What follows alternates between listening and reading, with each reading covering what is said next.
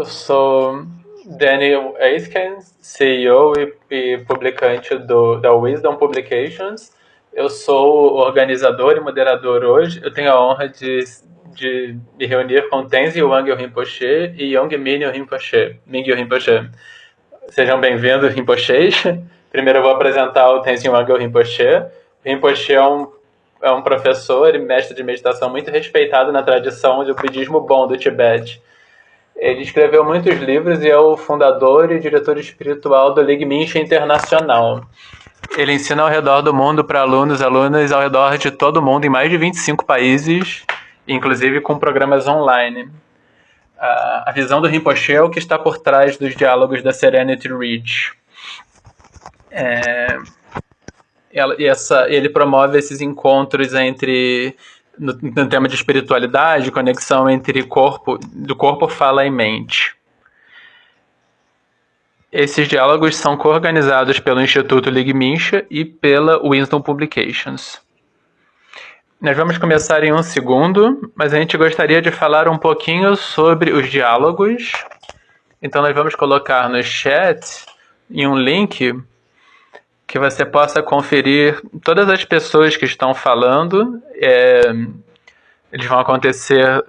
O evento vai acontecer no dia 9 de outubro. A gente vai falar sobre o evento no final da conversa, propriamente. E aí nós vamos deixar você saber como você pode se engajar. Eu vou apresentar o Yongey Mingyur Rinpoche agora. Ele é um professor do budismo tibetano nas tradições, em várias tradições. Ele completou o retiro tradicional de 3 anos e ele também gastou, como é bem conhecido, ele ficou 4 anos como um yogi vagueante. Ele escreveu muito, seja contínuo. Menos a gente conhece, né? Então isso faz com que a jornada seja contínua. Então, a investigação dessas diferentes maneiras e uma investigação das diferentes maneiras de olhar para o mundo, né? O mestre responde que sim. Você, Mingyur, você desde a infância tem discussões com cientistas. E o que te motivou a se engajar com os cientistas? Como foi a sua jornada? Foi similar ao Tenzin Wangyal Rinpoche, a vontade de olhar para o mundo a partir de diferentes perspectivas? Primeiro, eu agradeço a todos os organizadores. Eu fico muito feliz de estar aqui. Muito feliz de estar aqui com o Tenzin Wangyal Rinpoche. O meu interesse na ciência, de modo geral, quando eu era jovem, eu tive muito interesse nas cosmologias. Eu olhava para cima, eu via a Lua.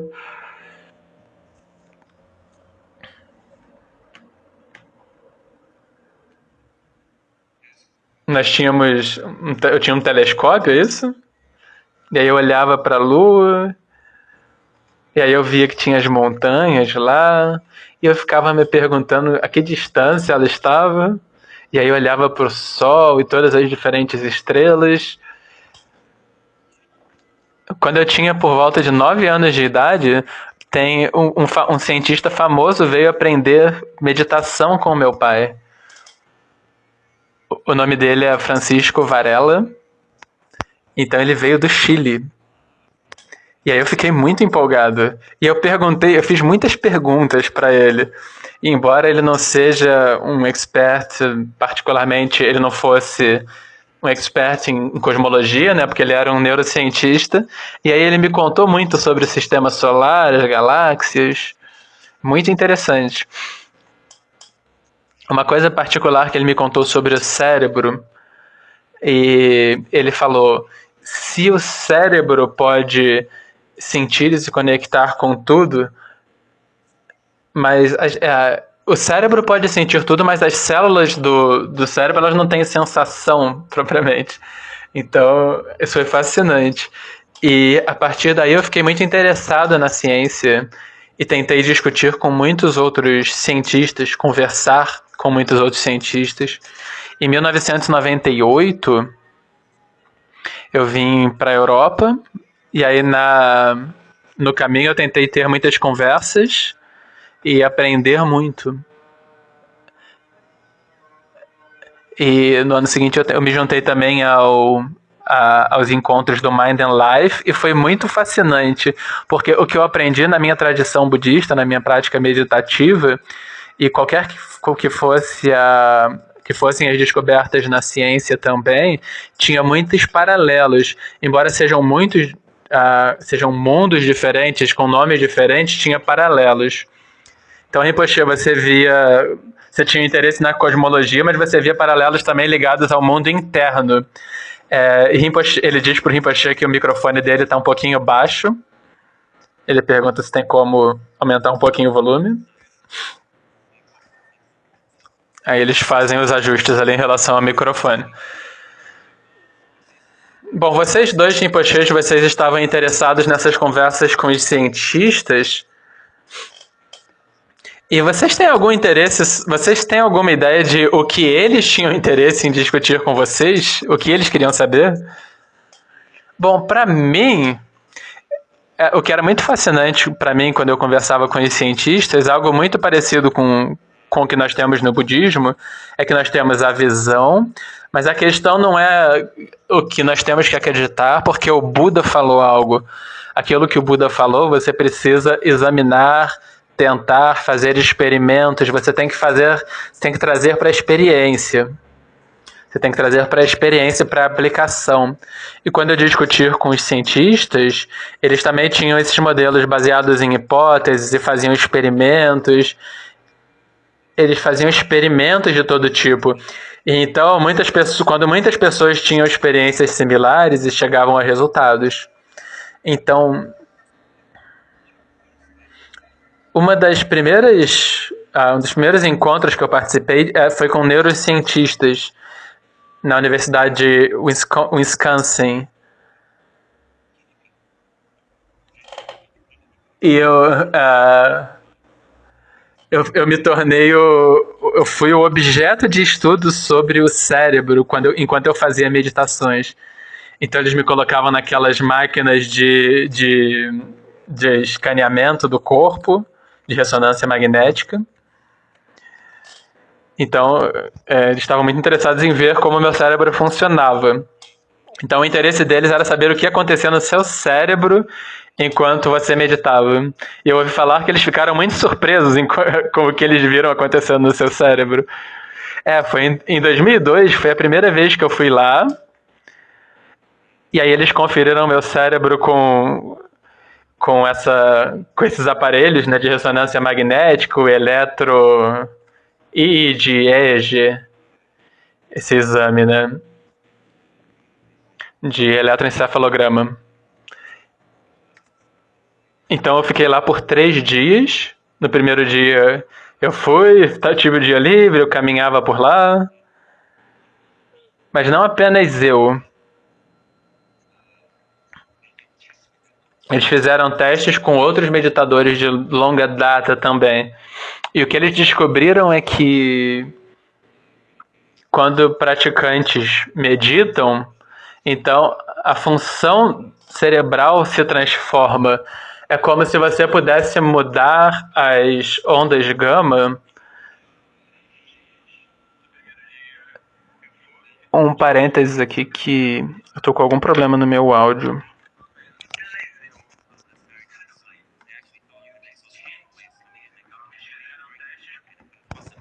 Retornando.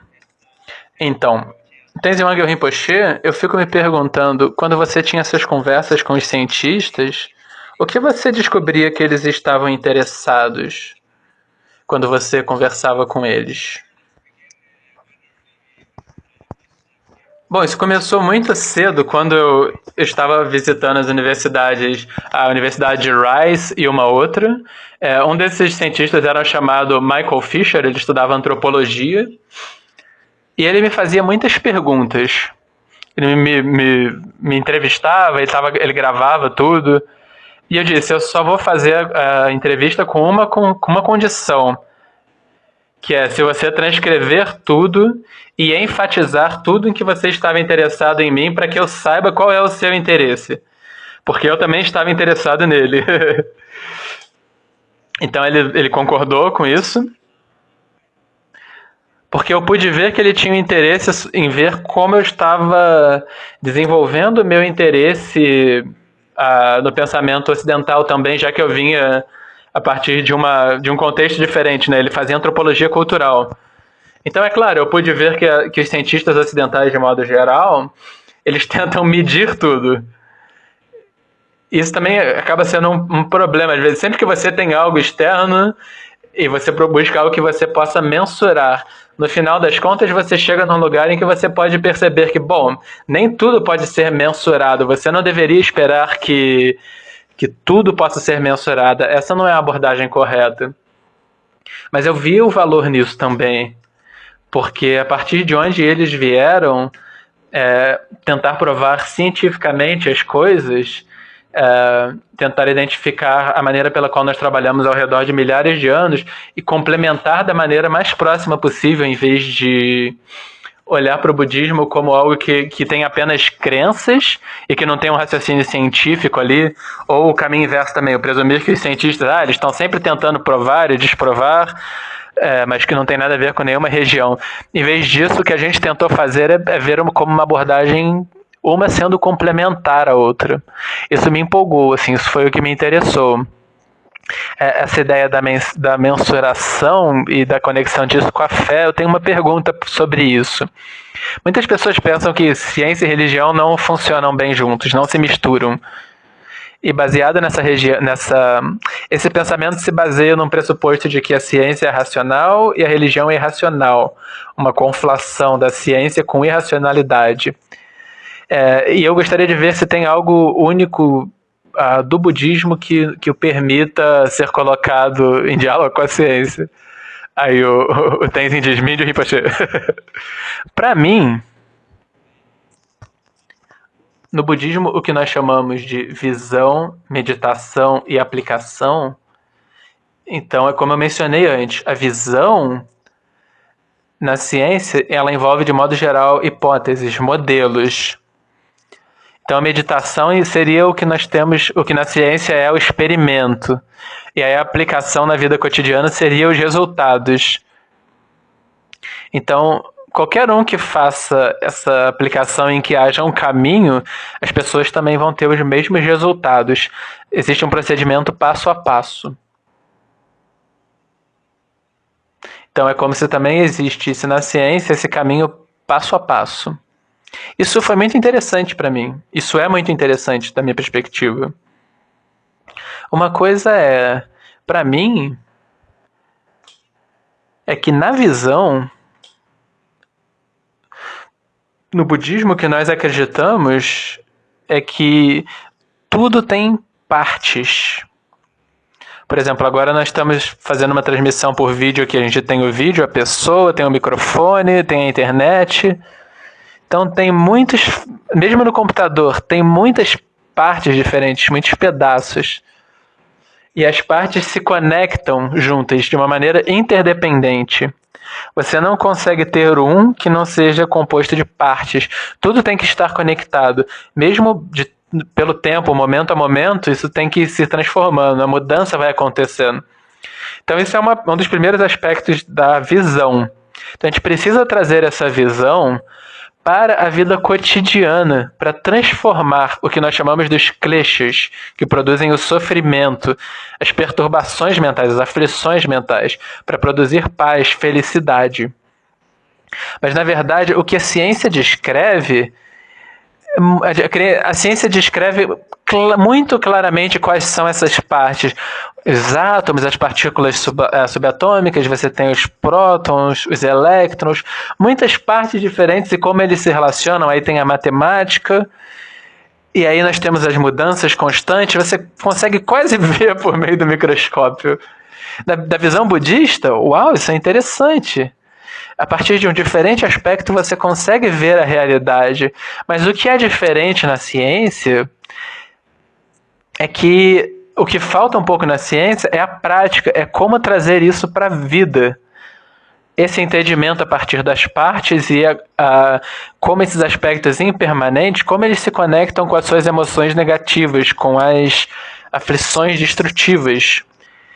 como elas se conectam nessa jornada do caminho. Isso não aparece tanto na ciência, mas da perspectiva da visão, isso é muito fascinante, que o que nós estamos aprendendo a vida inteira, e discutindo com os cientistas, mas envolve aspectos diferentes. Então, no aspecto da visão tem muito espaço para conversar. E parece que a busca pelo conhecimento na ciência produz informações muito úteis para que a gente possa usar no caminho budista para produzir as transformações e produzir a liberação das emoções aflitivas. Isso é interessante. E Tenzin Yong e o Rinpoche, qual é a sua visão sobre a possibilidade do budismo estar numa posição única para dialogar com a ciência? Eu concordo absolutamente com o Mingyur Rinpoche. Eu acho que, de modo geral, os cientistas, isso tem algo a ver com as expectativas. Então, se os cientistas estiverem esperando fazer uma pesquisa na matéria e esperando que tudo deveria ser encontrado na matéria, algo objetivo, e aí isso se torna um obstáculo um pouco. E se torna uma questão até mais para os cientistas. Em todas as religiões, em qualquer forma de religião, o budismo ou outras, eles têm uma base que envolve crenças e fé. Mas se eles tiverem medo de lidar com esse aspecto, isso também vai com outros aspectos, então isso também se torna um obstáculo para os crentes, para quem acredita. Ou seja, alguns cientistas eles podem ter esses obstáculos, mas mais e mais cientistas eles têm se aberto para que eles possam lidar com aspectos que envolvem a mente, para além da matéria, que envolvem a consciência. Então, como o Rinpoche falou, pode existir o aspecto da visão, eles têm visão, mas isso talvez não envolva tanto apenas o comportamento, a conduta talvez não se manifeste apenas num aspecto objetivo. Então o budismo ele tem uma função muito importante nisso, porque como uma religião, ele tem espaço também para lógica, para racionalidade, para que você faça perguntas. O budismo não te diz que você tem que acreditar, caso contrário você vai para o inferno. Então ele dá muito espaço para as experiências individuais. Em algumas outras tradições, se você tem experiências místicas, isso não necessariamente é bom. Então o budismo ele dá espaço para lógica, para racionalidade. Então tem duas coisas. O primeiro é permitir a racionalidade, dar espaço para a racionalidade. E segundo é reconhecer que há experiências individuais e dar espaço para isso. Então tem espaço para isso no budismo. Porque a racionalidade é parte do caminho budista, né? Então isso abre espaço para que o budismo se engaje com os cientistas. Então essa perspectiva e uma abordagem amplas que envolvam tanto os cientistas quanto os budistas seja uma boa ideia, né? Cientistas e budistas. Porque essa busca em que você vai, se não existe um espaço para... Se você vai buscando fundamento para a realidade, isso quer dizer, da perspectiva do budista, alguns vão dizer que não, ela vai para sempre, né? Porque você não encontra um fundamento. Então essa conversa pode seguir indefinidamente. Então, Mingyur Rinpoche, essa abordagem no budismo ocidental, muitos abordam o budismo, mas eles não reconhecem o budismo realmente como uma religião. Eles tentam pensar o budismo como uma ciência da mente. Eu gostaria de saber o que você pensa sobre isso e o que isso significa, de fato, falar em ciência budista. O que isso significa?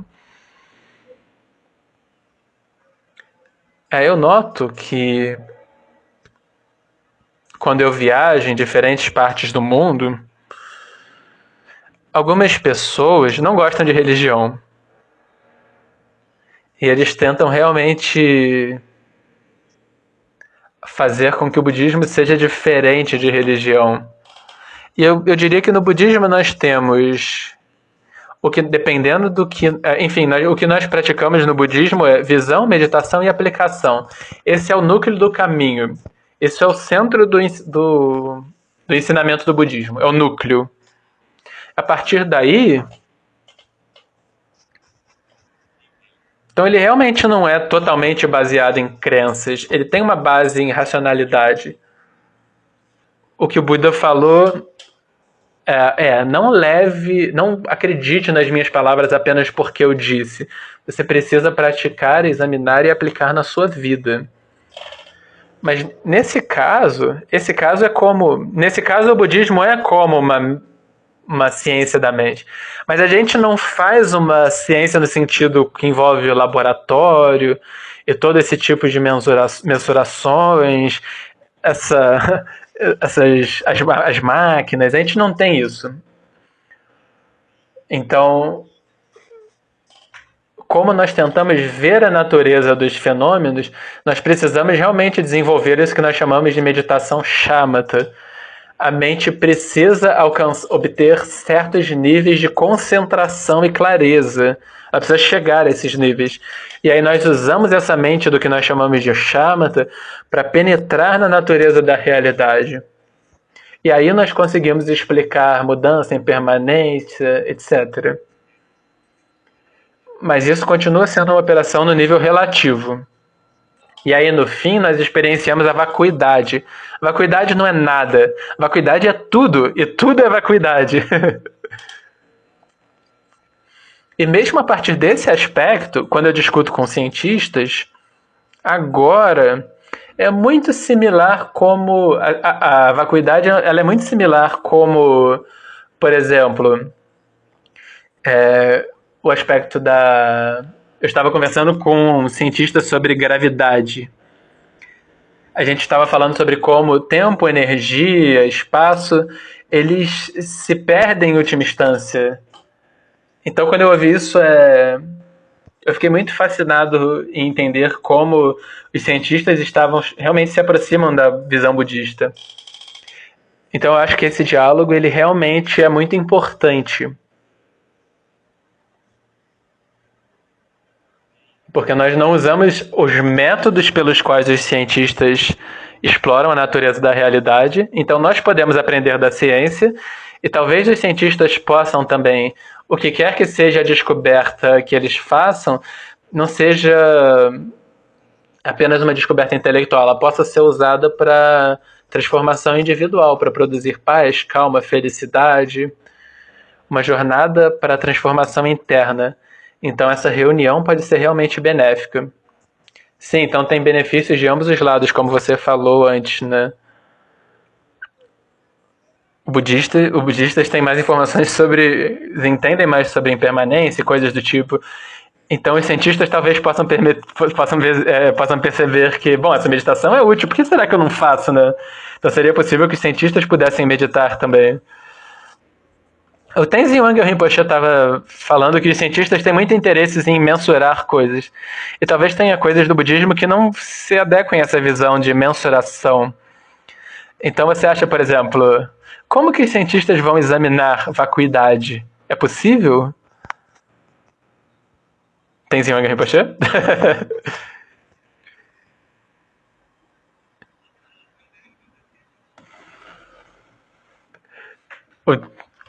O Tenzin Wangyal Rinpoche diz que vai voltar a pergunta do Daniel, então ele pede para mim de ir primeiro.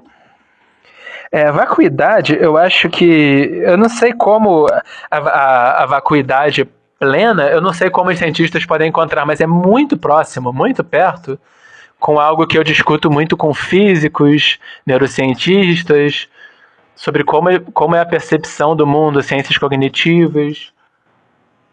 Então é muito similar com o aspecto da vacuidade. Mas como a gente diz, a vacuidade não é nada, porque é vazio, mas ainda assim tudo se manifesta, tudo é possível. Então esses dois aspectos juntos, o vazio, a vacuidade e a possibilidade, como por exemplo no sonho, talvez as coisas no sonho elas não são reais, mas ainda assim elas aparecem no sonho. Você pode ver, você pode comer as coisas. Uma pizza de sonho, por exemplo, tem a pizza de sonho e a pizza real, mas no budismo nós temos o caminho, nós temos o caminho e o objetivo do caminho é reconhecer essa vacuidade, e aí é da mesma forma que você reconhece no sonho, e aí você está livre das leis do sonho, dos problemas do sonho, Mas o sonho não precisa desaparecer. Você consegue ver a pizza no sonho, ainda que você saiba que ela não é real. Então esse é todo o propósito do budismo. Então, gradualmente, você aprendendo sobre a natureza da realidade, você se libera. Então,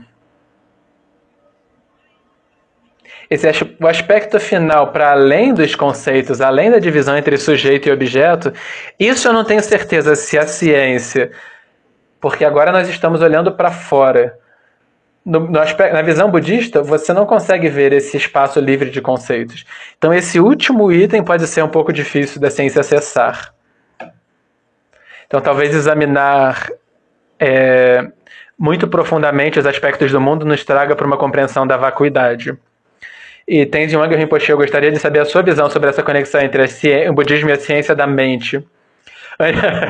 Antes eu queria fazer um comentário sobre a pizza de sonho. A pizza de sonho, você sente o cheiro, você come, mas não tem calorias e você não ganha peso na pizza de sonho. Isso é o que a gente chama de iluminação. Porque você consegue ver as coisas, você consegue apreciá-las, mas ela não tem consequências. Você está livre do karma.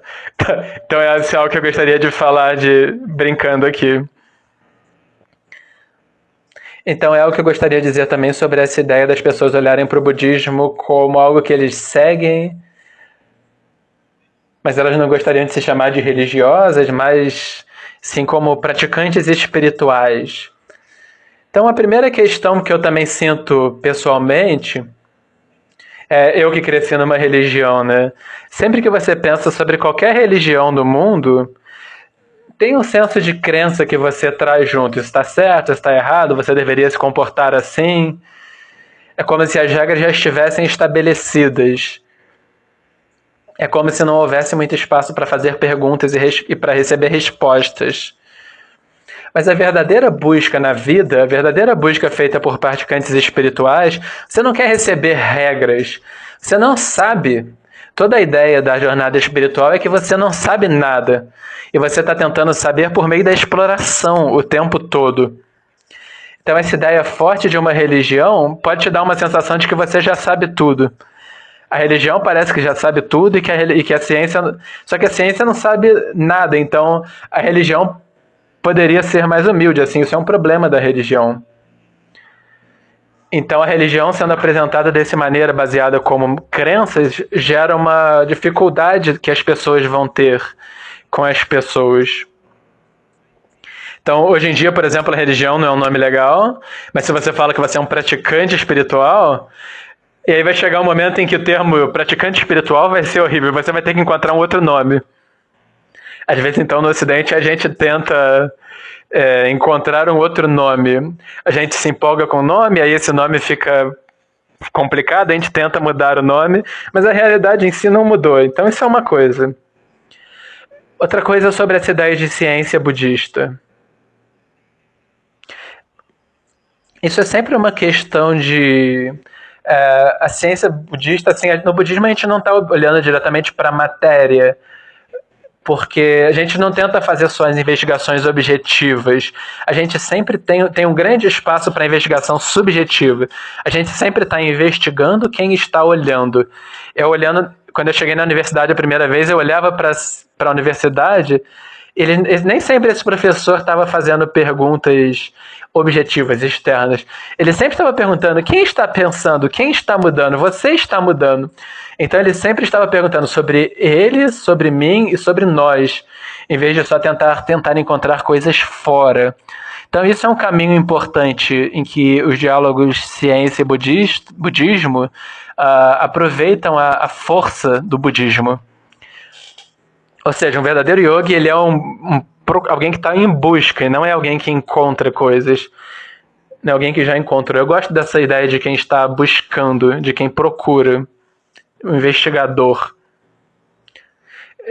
Esse aspecto que você estava falando sobre subjetividade. Então, existe essa questão na subjetividade que é quem é que sabe essas coisas. Então, Rinpoche, eu queria te perguntar sobre quais são essas coisas que não são mensuráveis. Eu gostaria de perguntar sobre esses aspectos. O que são essas coisas que não são mensuráveis? Aí ele, como são dois Rinpoches, ele perguntou se era pro Mingyur ou pra ele. Bom, se você perguntar sobre a jornada no budismo, por exemplo, a meditação de Dzogchen, no budismo a gente diz, quando você está perdido, imagina que você perdeu um iaque, aí você está procurando o seu iaque, e quando você encontra, se você está buscando, você encontrou, mas o que você encontrou é um não iaque, você encontrou a ausência do iaque, se você perdeu. Quando você está buscando, você continua buscando, e quando você não encontra nada, por exemplo, o self, se você está buscando o self, você está procurando pela sua identidade de dor, você está procurando por esse senso profundo de um self inerente, de um eu inerente. Se você chega em um lugar que você não consegue realmente encontrar esse self. E se você não encontrou esse self, isso é o que você encontrou, essa é a sua realização. É importante a ciência também ter em mente que você tem coisas que pode ser que você nunca encontre, porque o quanto você sabe agora, com certeza nós sabemos, o que quer que nós saibamos agora, com certeza é muito menos do que nós já não sabemos. No budismo também, com certeza, você nunca vai saber mais do que o que você não sabe. Então é importante a gente saber que nós nunca vamos chegar a um ponto em que, bom, nós encontramos aquilo que nós estávamos buscando ao longo dos séculos, agora vamos fazer uma grande festa juntos. Isso não vai acontecer. Yongey Mingyur Rinpoche, eu estava me perguntando aqui, quando nós examinamos os lamas, os Rinpoches, com todos esses equipamentos nos Estados Unidos, nesses laboratórios, né?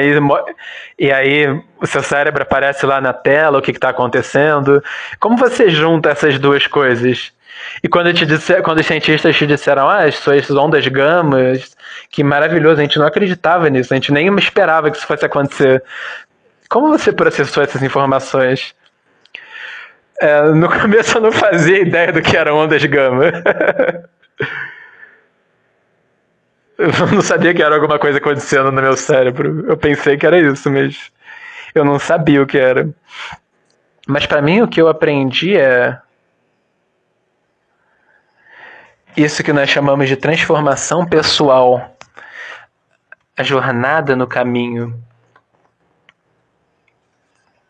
Ter as discussões com os cientistas, o que eles diziam era, há uns 20 e poucos anos antes, os neurocientistas não acreditavam que o cérebro podia mudar. Então, se você nasceu infeliz, você ia passar o resto da vida assim. Se você nasceu com algum tipo de ansiedade, você vai passar o resto da vida ansioso. Mas naquela época, eu acho que foi por volta de 2007, 2008, o que eles descobriram é que agora eles tinham mudado de opinião. Até se você nasceu infeliz, você consegue mudar e se transformar em uma pessoa feliz. Então isso é o que eu também acredito. Então, isso foi fascinante. Então, uma das melhores maneiras de transformar o seu cérebro, a atividade do seu cérebro é a meditação. Então agora tem muitas pesquisas sobre isso. Sobre como a meditação realmente ajuda a transformar. A gente agora conhece neuroplasticidade, os caminhos neurais, neurogênesis. Ele diz, não se preocupe, se você nasceu infeliz, há esperança, você pode se tornar uma pessoa feliz. Então isso para mim realmente foi importante. Então você aprendeu sobre neuroplasticidade nessa situação. Mas não apenas isso, né? Sobre como a meditação é uma maneira efetiva de mudar e transformar. Eu estava me perguntando, tem alguma ideia compatível com neuroplasticidade nos textos antigos? Eu acho que você já falou uma vez. A gente encontra isso nos textos budistas. Para a gente, aquilo sobre o que nós falamos é sobre como todo o corpo tem prana, bindu e nadi. Então, nós temos o nível grosseiro, o nível mais sutil tem no cérebro, no coração, na pele, em todos os lugares, os canais. Então, no cérebro, quando a gente falava com os cientistas, eles falam sobre neurons. E aí o bindo é como se fossem as células. Aquilo que viaja por dentro dos nervos. Então no cérebro é como se nós tivéssemos esses neurotransmissores que são muito próximos dos bindos. E aí tem o prana, que é como se fosse a energia. E esse é o movimento, como se fosse o ar rodando, girando, se movendo, transformando, se desenvolvendo. E a umidade seria as correntes elétricas. Então, o cérebro tem essas correntes elétricas. Então, é como se fossem essas células do cérebro que passam por esses caminhos neurais e essas conexões. Eu não sou um expert nisso, assim, mas isso é o que eu ouvi dos cientistas, né? Então, isso é muito, muito similar com esses aspectos que nós encontramos na tradição budista. Tenzin Wangyal Rinpoche, você escreveu muito sobre o corpo sutil. Como você pensa sobre essas coisas quando você fala com os cientistas?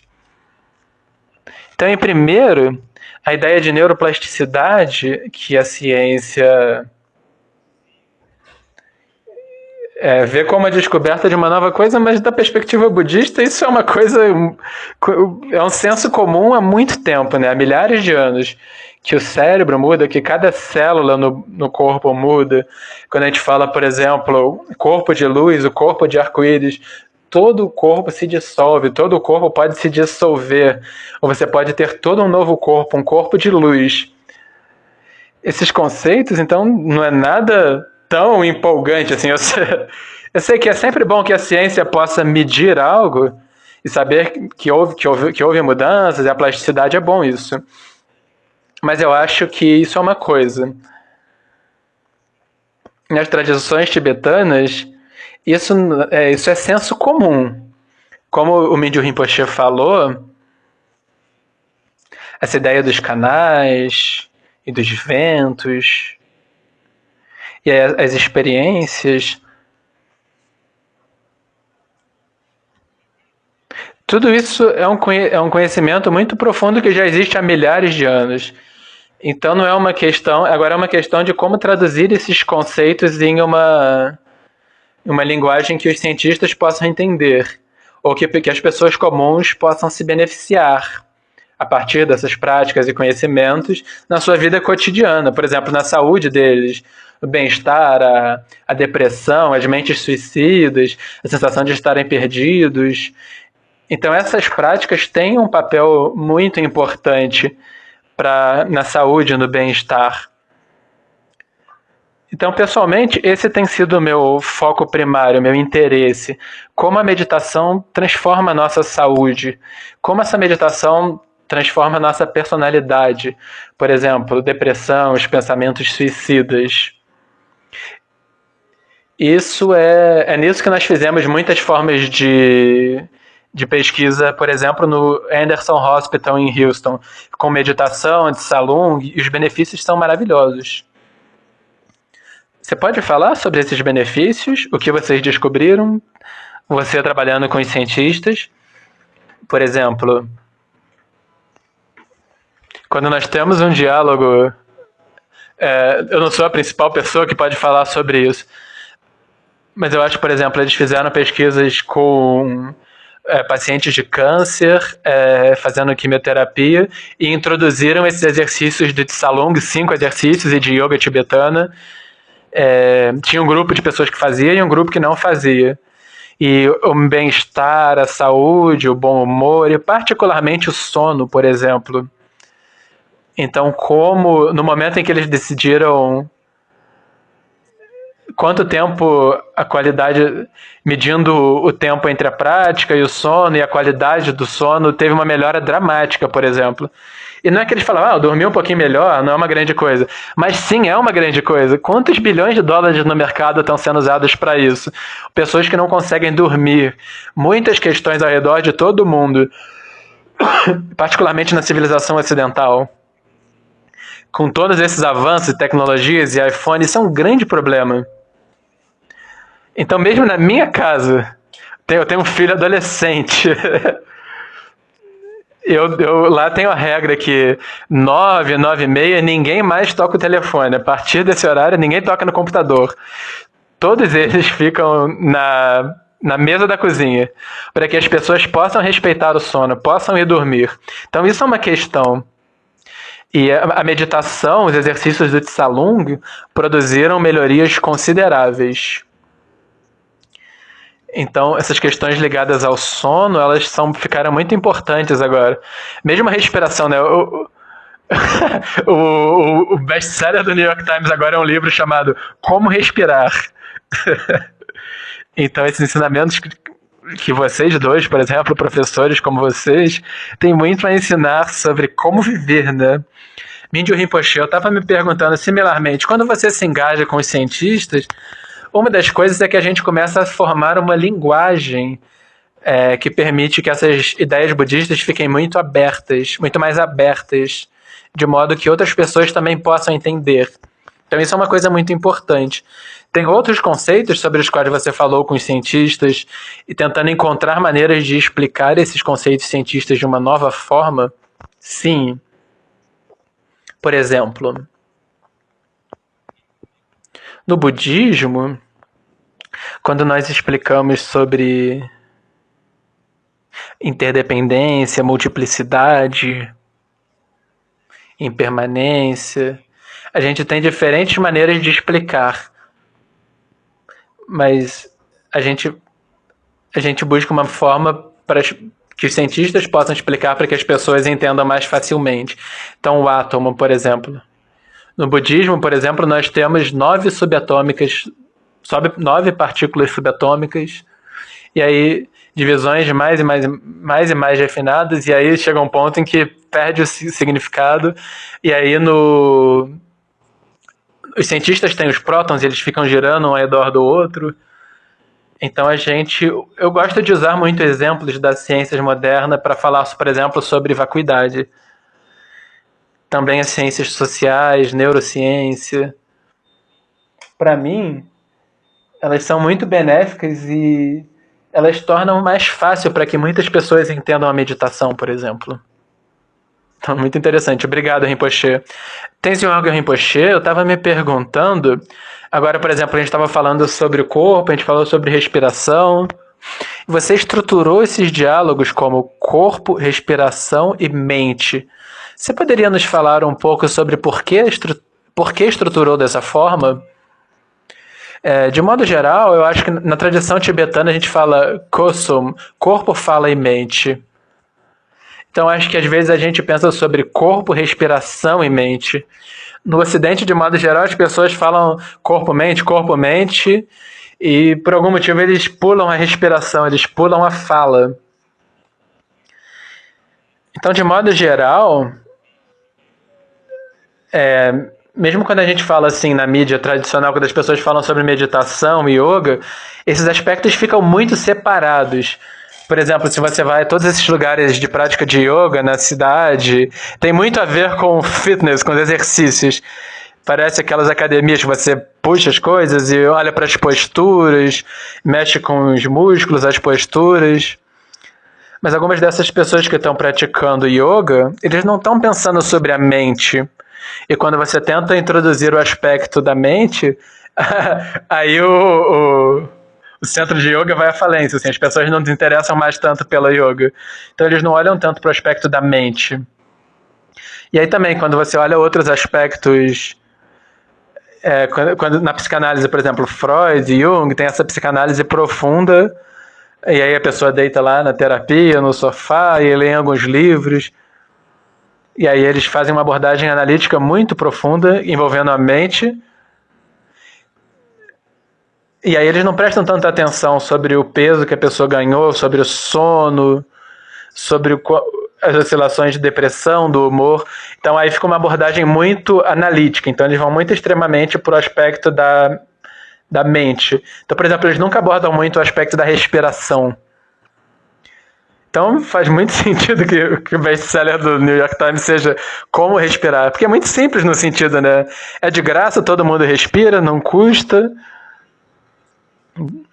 Sem respiração você não consegue sobreviver por 5 minutos, mas é a fonte mais importante de vitalidade e parece que a gente não aprecia o suficiente.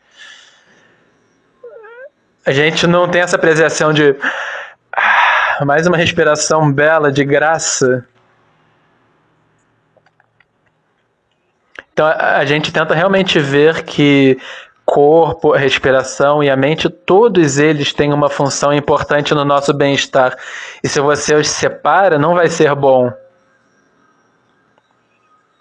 Então, especialmente esse diálogo, como ele é um diálogo muito com cientistas, o Daniel, talvez você possa falar mais sobre as pessoas que vão falar, mas então tem muitas pessoas fazendo pesquisas científicas sobre o corpo, pessoas que são professoras de yoga, focando também no aspecto do corpo, pessoas que trabalham mais com os pranas e a respiração, pessoas que estão mais focando nos manas, por exemplo, ou cientistas quânticos, da física quântica, pessoas que têm mais conexão com esse aspecto da mente.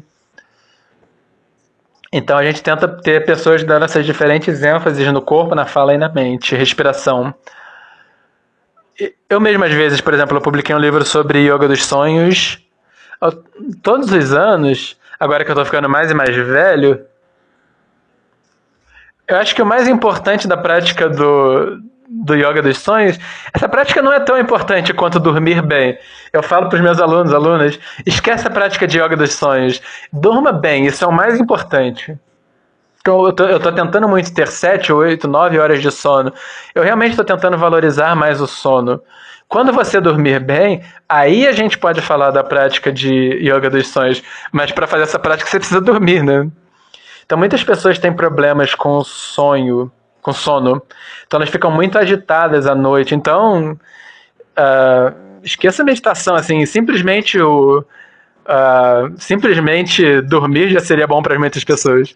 Então, Rinpoche, a gente precisa que você, já que você escreveu um livro sobre yoga dos sonhos, a gente precisa que você escreva um sobre yoga de dormir, yoga do sono. Então, muito bom a gente ter esse encontro de neurocientistas, de cientistas de várias tradições e doutores, médicos de várias áreas, pessoas de muitas instituições. Então isso é um grande leque de cientistas que vão se reunir para ter essas discussões. Então é realmente muito bom que a gente possa começar assim. É maravilhoso. Yongey Rinpoche, por que você acha que a respiração foi tão esquecida? Como o Tenzin Rinpoche falou, todo mundo respira, por que a gente esqueceu tanto? Talvez é porque está muito perto, né? É muito perto, é muito fácil, e você acaba esquecendo. Então eu acho que normalmente, como o Tenzin Rinpoche comentou, a história do Yak no Tibete, às vezes as coisas que nós queremos buscar, as coisas pelas quais nós estamos procurando, as coisas que nós estamos buscando, elas já estão lá com a gente e aí nós não vemos. Então, às vezes, isso que eu chamo eu digo que não encontrar é a melhor descoberta. A respiração é gratuita, ela está com a gente o tempo todo. Então, o que nós precisamos fazer? Nós precisamos trazer a nossa consciência junto com a respiração. Isso eu acho que é realmente benéfico. Então, isso que a gente diz o cavalo e aquele que monta. Então, o cavalo é o corpo, mas a essência do corpo é a respiração. Então, a respiração tem esse nível grosseiro, que é o elemento vento, o elemento ar, e a energia mais sutil é o corpo, e a mente é quem está montando. Então, nós temos essa reunião entre quem está montando no cavalo e o cavalo. Então, essa meditação que a gente faz focando na respiração, a gente aprende a fazer essa prática respirando, e aí tem muitas práticas com muitos níveis lidando com a respiração. E, poxa, você passou tempo com cientistas que falam sobre a conexão entre a mente e a respiração? Eu tive uma conversa em particular nisso com alguns cientistas que pesquisam a respiração. E você falou mais sobre esse aspecto da atitude mental com a meditação, né? Sim, a principal discussão foi com neurocientistas sobre meditação, sobre como a meditação ajudaria nisso, ajudaria com o bem-estar, e também discussão com cientistas cognitivos, com a física no passado. Eu escrevi um livro que chama Alegria de Viver, e nesse livro eu falo muito de similaridades entre a ciência e o budismo. Na ciência tem muito essas semelhanças com física.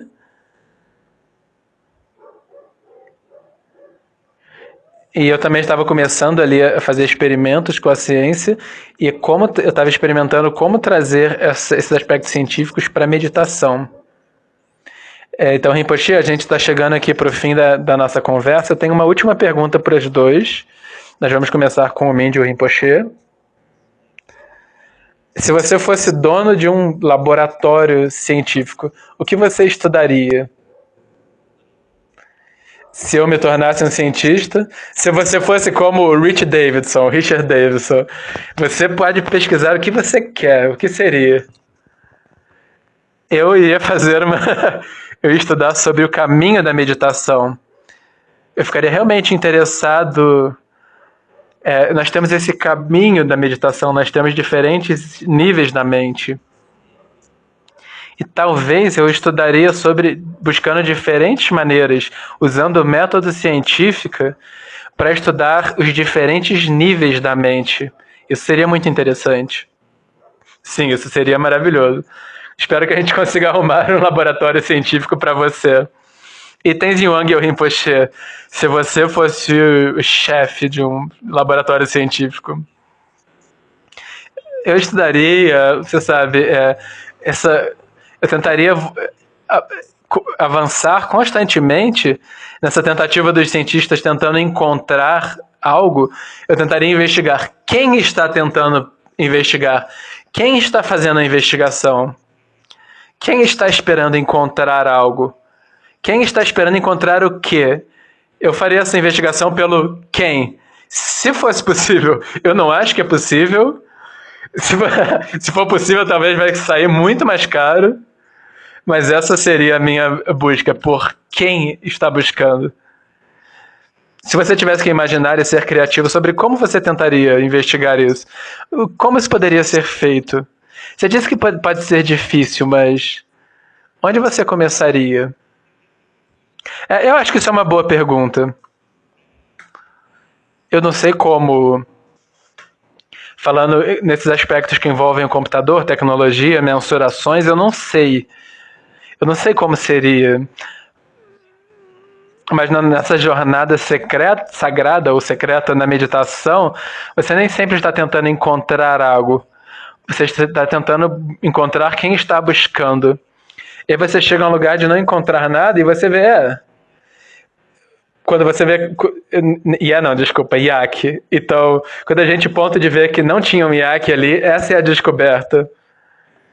E Yangye Mingyur Rinpoche, você em breve vai falar com vários cientistas sobre... Nós vamos falar sobre corpo, respiração e mente. Você poderia nos dar algum conselho sobre quais são algumas questões que nós deveríamos abordar?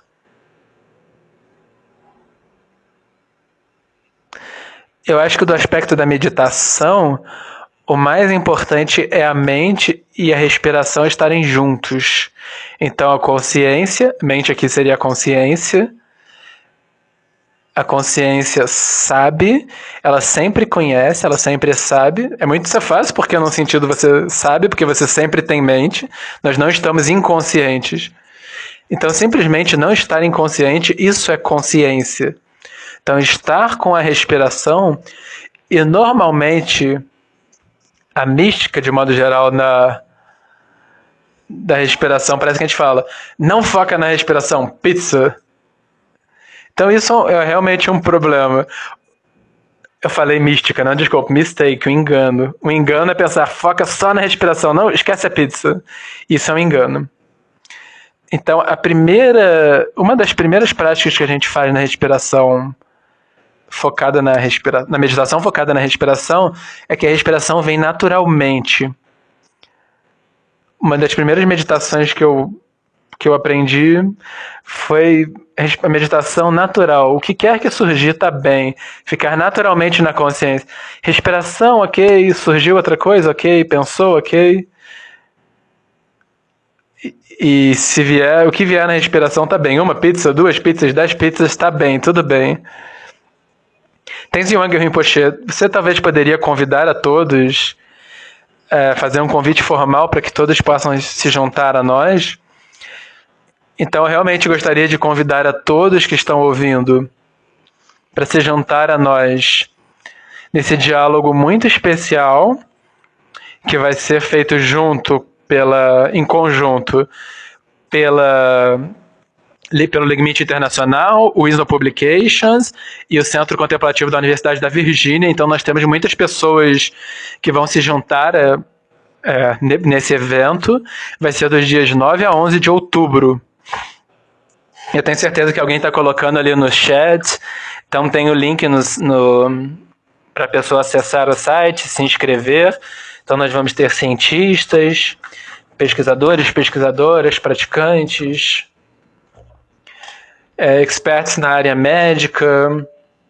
Então, nós temos muitas pessoas muito importantes que vão falar e eu gostaria de convidar todos vocês.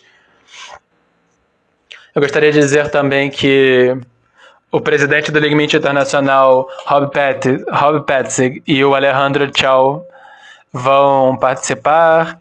O Daniel, da Wisdom, o Michael Chiri, da Universidade da Virgínia. Eu gostaria de agradecer a todos vocês por permitir esse diálogo maravilhoso acontecer. E obrigado, Mingyur Rinpoche, por ser parte dessa conversa. É sempre uma alegria muito grande simplesmente estar com você. Obrigado, Rinpoche. Obrigado, Daniel. Obrigado, Mingyur Rinpoche. Obrigado, Tenzin Wangyal Rinpoche.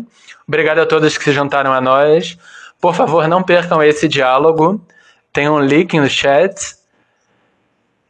Vai ter um convidado especial que é o Deepak Chopra e vamos ter várias pessoas, muitos convidados especiais participando dos dias 9 a 11. Com essa conversa muito profunda sobre a conexão entre dessas várias tradições sobre a reunião entre corpo, fala e mente. Então, obrigado a todos vocês por se reunirem hoje com a gente. Tenham um ótimo dia.